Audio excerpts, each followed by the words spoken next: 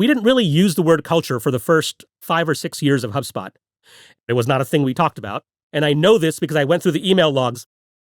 That's Dharmesh Shah, co-founder and CTO of HubSpot. Dharmesh only started to take culture seriously several years after launching the company, when his co-founder and HubSpot then CEO, Brian Halligan, found himself at the center of an uncomfortable exchange with his peers.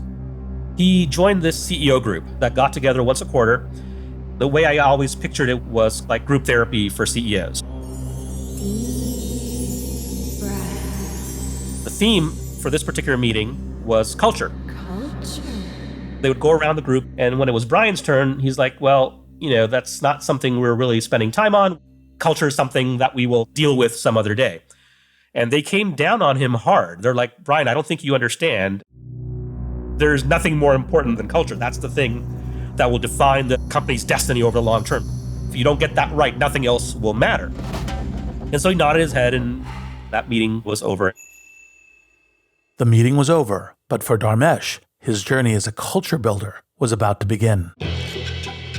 Brian tells me about his meeting that he just had about culture. There's a pause in the conversation, and he's like, Dharmesh, why don't you go do that? It's fair to say Dharmesh wasn't totally on board with Brian's proposal. I'm the least qualified. I know nothing about it. I'm an introvert and antisocial. This doesn't make any sense. But being the good co-founder that I am, I'm like, okay, fine, I'll dig into it. Dharmesh fell back on what he knew best, his skill set as a product designer and software engineer. So his first step was market research. His employees would be the ones buying into this culture. So he sent out a tentative company-wide email to test the market. It was a very, in my mind, innocuous request. It's like, hey, I'm working on culture. I'm going to be asking for your feedback. I might do some surveys and things like that. With the email sent, Dharmesh sat back and waited for the insights to pour in. Some of the most acidic, negative, harsh commentary I've ever received came back in response to that email. And these are all people that I'd hired, I'd worked with them, and it shocked me. Your product is awful, and we ain't buying it. It's the most distressing feedback a product designer can imagine. But for Dharmesh, this feedback was invaluable, so he dug deeper. What I came to learn is that people have this preconceived notion that the only companies that talk about culture are the ones that have already lost their way. They take fancy sounding words and fancy sounding quotes and put them on posters and put them on coffee mugs, but it actually has no discernible purpose at best. And at worst, it's actually toxic because it misrepresents or is just a wrong, bad thing. For Dharmesh, these were specific, actionable insights from his customer base. Now, he had to set about intentionally building a culture for HubSpot and selling it to his employees. It would be the most important product development challenge he'd ever faced, and it would take all of his product design skills. Dharmesh authored the famed HubSpot Culture Code, the presentation deck that's inspired thousands of entrepreneurs to think more deeply about how to build their own company culture. That's why I believe that to create a company culture you're proud of, you need to build it like your product. Define it, iterate, and sell. You got to have incredible talent at every position. It's like this huge push. There are fires burning when you're going home. Can you believe it? Such an idiot. And then you go back to, this is totally going to be amazing.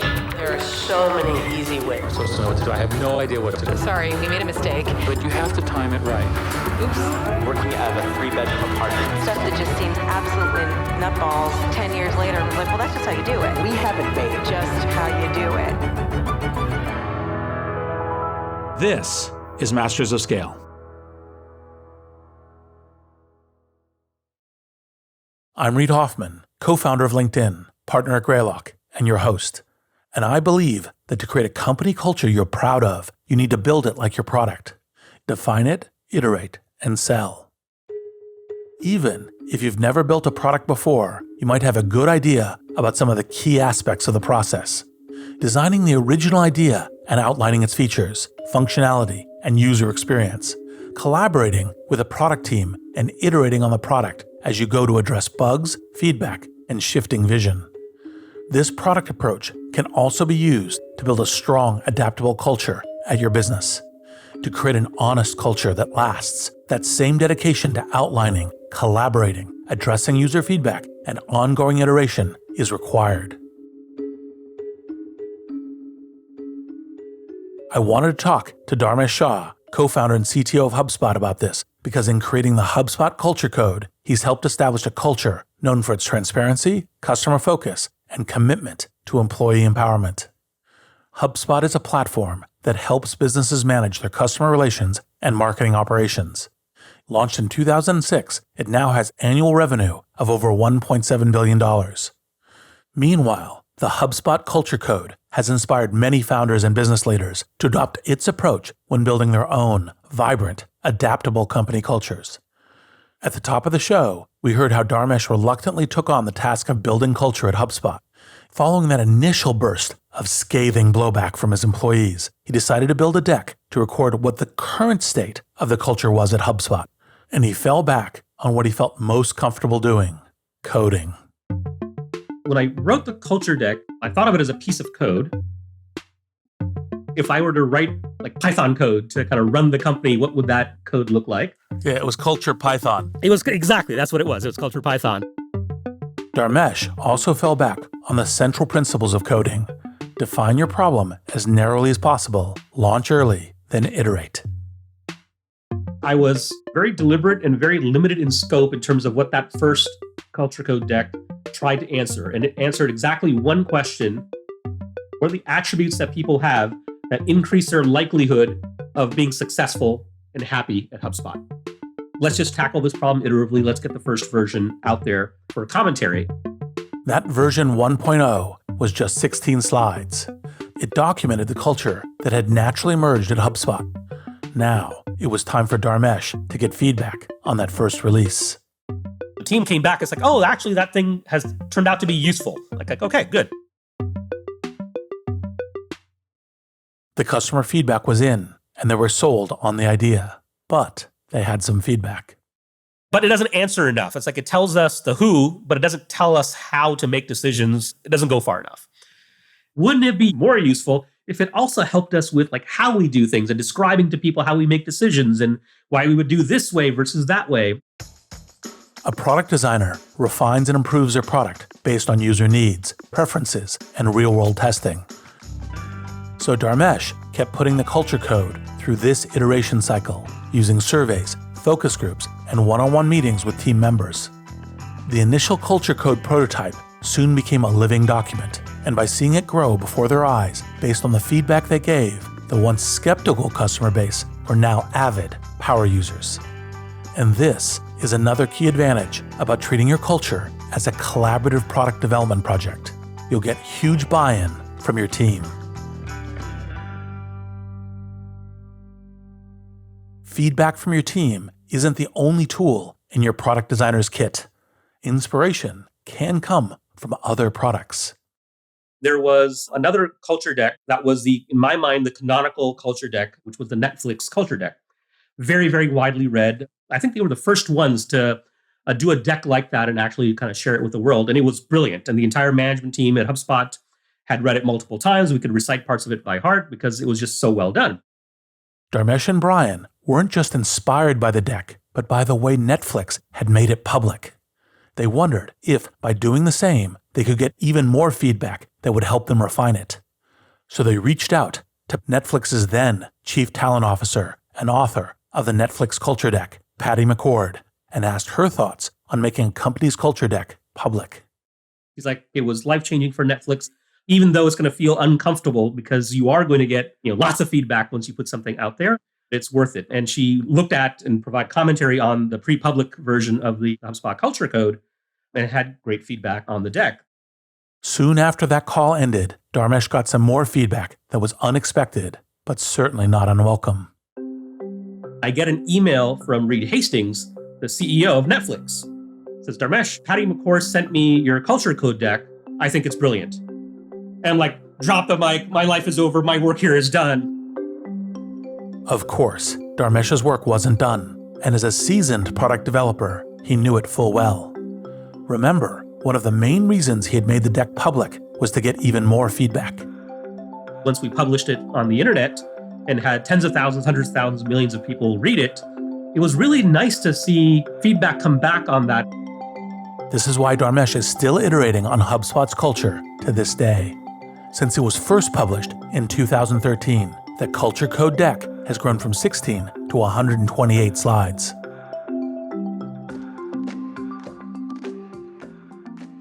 No great product team ever thinks, it's like, oh yeah, some user somewhere reported this bug in the thing or whatever. It's like, well, I wish they would not have told that to me. That's just it's like, no, like feedback is a gift. The same should be true for culture, is that feedback is a gift. You do have to change the culture over time in order for it to continue to deliver the value for which it was created.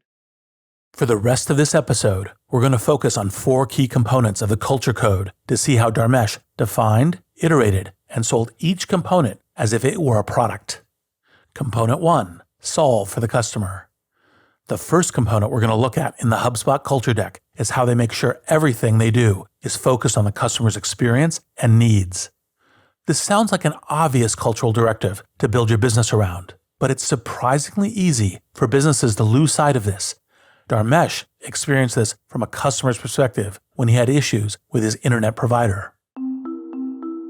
So my internet connection went down, and I have a well-known internet service provider, and they sent me an email. And here was the sentence, like, we're aware that you may have lost connection to your internet. And my reaction is, I've been a customer for 12 years. You know that I live on the internet. You know that my internet connection went down because you know what? The bits stopped flowing from my computer to your network. So don't open with this, hypothetical, possibly, we may have caused you some inconvenience, and not even acknowledging the fact that there's an actual problem.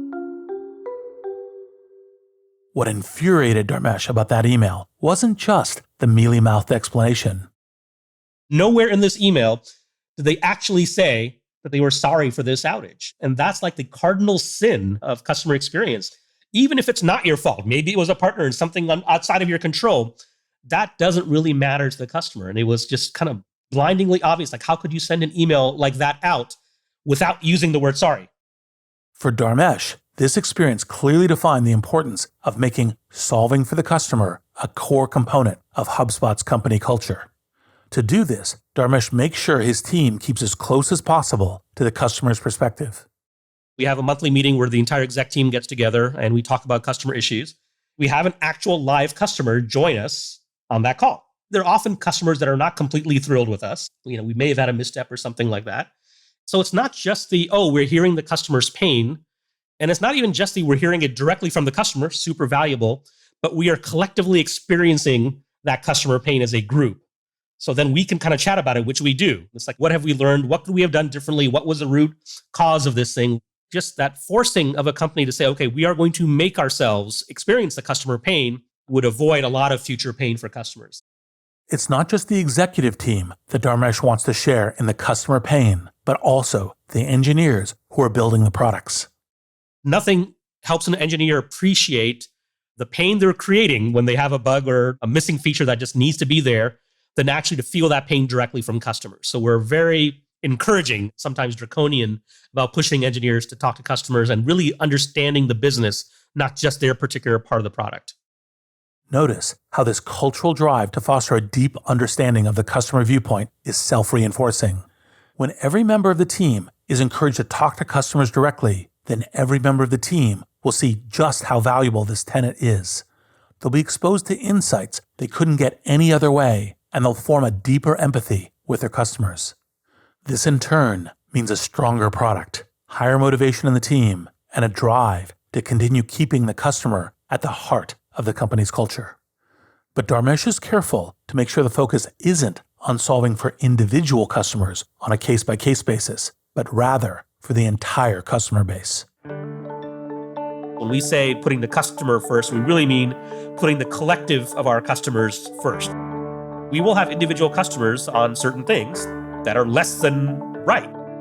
It's like, okay, well, I know you're asking for that, but what we're solving for is what's the thing we can do that kind of raises the value that we can bring to all of our customers. With a product designer's precision, Dharmesh carefully defines exactly what it means to solve for the customer. It could easily be mistaken for a restatement of that flawed adage, the customer is always right. But it is actually a carefully engineered tenet to keep the entire company focused on the wider customer experience and to continually strive to refine that experience. Another way to keep decisions on track is by letting everyone see the big picture, which brings us to component 2, extreme transparency. This notion of transparency, reason I think it's so valuable, is empowering all individuals to kind of make good decisions on behalf of the company. This transparency grew out of HubSpot's earliest days. We were 2 people in a house plant sitting in a room, and we hired our first employee. Like, what are the things we share with this employee versus not? And the natural decision that we made was like, well, everything. And so we did that for the first employee, and the second one, and the 10th one, and the 50th one, and we just never modified that rule. When it came to creating the culture code, Dharmesh knew that this transparency was one of the defining factors of HubSpot's culture. And like the killer feature in any product, he knew he had to keep it, whatever the cost. It's a principle Dharmesh and his co-founder Brian found themselves fighting particularly hard for when they were preparing their IPO in 2014. During that preparation, their legal team asked them to list HubSpot's designated insiders. I'm like, okay, so what's a designated insider? It's like, oh, well, there's these handful of people that you designate will have access to all the core financials and this very sensitive information. It's like, okay, so how many do we get to put on the list?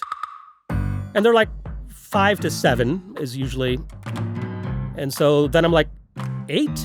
And they're like, yeah, you can do 8. Then my co-founder's like, 9? I knew exactly where we were headed with this. Dharmesh and Brian discovered that there is no SEC regulation limiting the number of designated insiders you can have in a company. With that, they came to their decision. The decision we made was we were going to designate every individual employee at HubSpot a designated insider when we went public. At the time of their IPO, that meant HubSpot had close to 800 designated insiders. Today, that number has risen to around 7,000. Our motivation for doing it was very, very simple. One of our core cultural values was transparency. And had we not designated everyone an insider, we would have had to break that cultural value.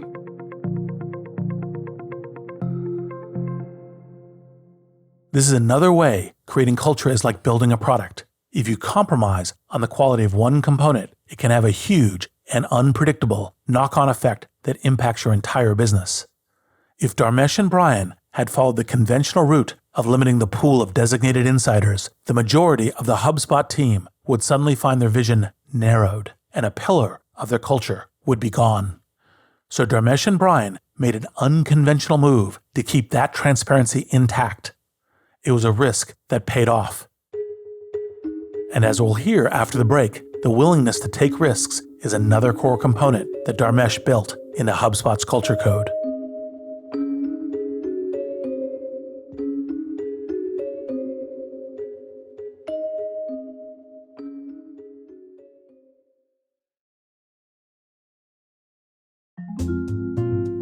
We're back with Dharmesh Shah of HubSpot on building your company culture as if it were a product. Before the break, we heard how Dharmesh constructed 2 of the core components of HubSpot's culture, solving for the customer and being remarkably transparent. Now we're going to look at component 3, the willingness to be bold and take risks. One of the most constant things that I always work on at HubSpot is, are we taking appropriate risks in order to be the company that we aspire to be? The reason something big happens is that someone somewhere along the way took a relatively big risk and tried something that wasn't natural, didn't feel comfortable, and was different from the core business. Like every component in the culture code, Dharmesh has been intentional about weaving this attitude towards risk throughout HubSpot. Everyone should be like, okay, well, I'm going to spend 90% of my calories on making sure that we do the things we're doing and continue to move the company forward. But I'm going to try to take some percentage of my team's time, my personal time, whatever it is, on things that could be big successes that are risks. But Dharmesh knows that simply telling people to take more risks isn't enough. You need to build a culture in which everyone knows the company has their backs for when the risks don't pay off. If everything succeeds, then it wasn't really an experiment. You did something that you knew was going to work in the first place. So you need to have some number of failures. Note that everyone is encouraged to bring risks to the table. But that doesn't mean Dharmesh is creating a culture of recklessness. He's very specific about who is responsible for greenlighting and overseeing risky ventures. Everybody in the company has a voice, but not necessarily a vote. We don't make decisions based on consensus. Some middle road that tries to appease everyone is probably the worst of the possible options. And so we try to avoid that by having a single person that's directly responsible for hearing all the voices, taking all the inputs, and make that decision. Putting a clear commander at the helm of each risky venture isn't about having someone to blame if things go wrong. It's about making sure there is a key person on point who can nimbly set a course through unseen hazards. And there is another key element in enhancing their chance of success. We will line up behind that decision. We try not to second guess ourselves. We call it sailing a ship. Once the kind of ship has left the harbor, it's like we all cheer it on and root for it and then move on to the next thing. Both risk-taking and responsibility are baked into the HubSpot culture. It's also a culture in which everyone feels supported to make the best decisions for the right reasons. Which brings us to the final component we'll be looking at. Component 4, strength comes from diversity. My co-founder and I, met in graduate school at MIT. We were in business school. And then employee number 3, employee number 4, employee number 5, employee number 6, employee number 7, employee number 8, all MBAs. It was partly just out of convenience. Those were the people we knew. We had this kind of shared vocabulary. So we approached problems in a similar way. And there's value to that efficiency. This is what makes it such an insidious problem. But there's a massive downside in terms of just having a much more narrow view of the world. As the company grew, it hired from outside of that MBA pool. But there was still an unsettling lack of diversity. In the early HubSpot office, we had a photo of every employee in this long hallway. We would just keep adding them. So it was a chronologically ordered series of photographs of people. As we walked down that particular hall and saw the faces and the people that were on the team, then it kind of struck us. It's like, this is not just the management team. This is actually the company that is lacking diversity. And then we started to see the light, so to speak. A, this is important. B, we totally effed it up. Let's see if we can change that over time. It's a striking example of what can happen when you neglect culture building at your company. But it's also a danger for companies that think they're doing a good job of constructing a positive culture.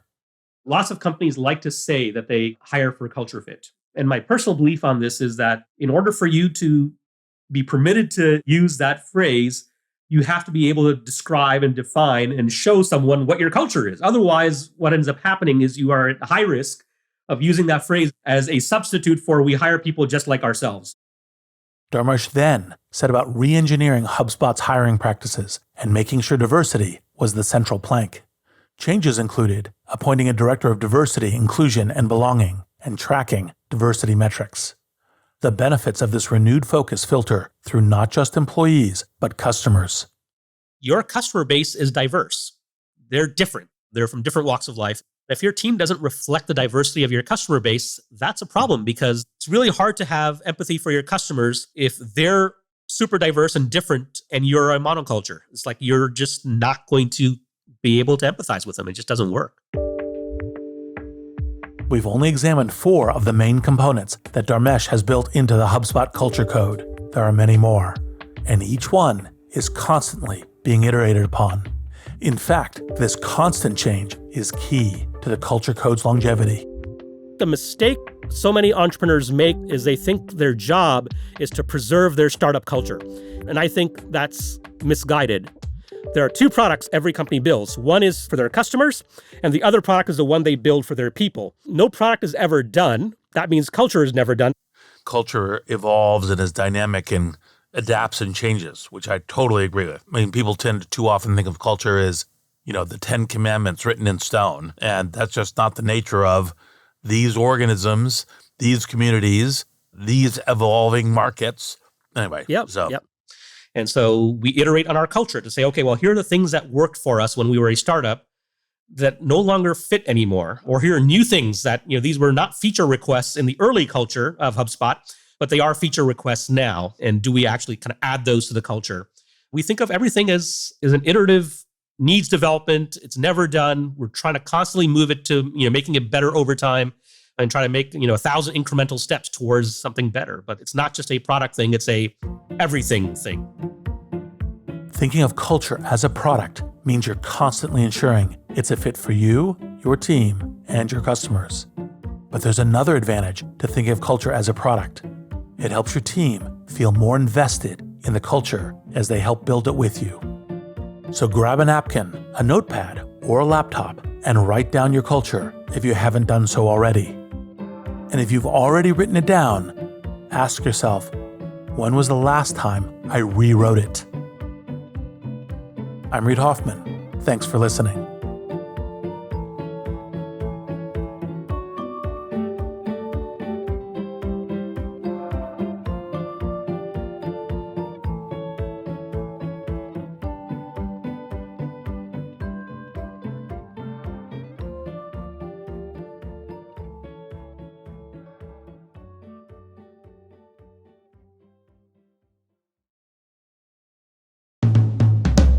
Masters of Scale is a Wait What original. Our executive producers are June Cohen, Darren Triff, and Chris McLeod. Our chief content officer and interim president is Lori Hoffman. Our producers are Chris Gautier, Adam Skuse, Alex Morris, Tucker Lagerski, and Masha Makochanina. Our editor-at-large is Bob Safian. Our music director is Ryan Holiday. Original music and sound design by Eduardo Rivera, Ryan Halliday, and Nate Kinsella. Audio editing by Keith J. Nelson, Stephen Davies, Stephen Wells, Andrew Nault, and Liam Jenkins. Mixing and mastering by Aaron Bastinelli and Brian Pugh. Special thanks to Jodine Dorsey, Alfonso Bravo, Tim Cronin, Erica Flynn, Sarah Tarter, Katie Blazing, Mariel Carricker, Chineme Ezequena, Colin Howarth, Brandon Klein, Sammy Oputa, Kelsey Cezanne, Luisa Valles, Nikki Williams, and Justin Winslow. Visit mastersofscale.com to find the transcript for this episode and to subscribe to our email newsletter. Become a member of Masters of Scale to get access to a year's worth of courses and content on the Masters of Scale Courses app. Find out more at mastersofscale.com/membership.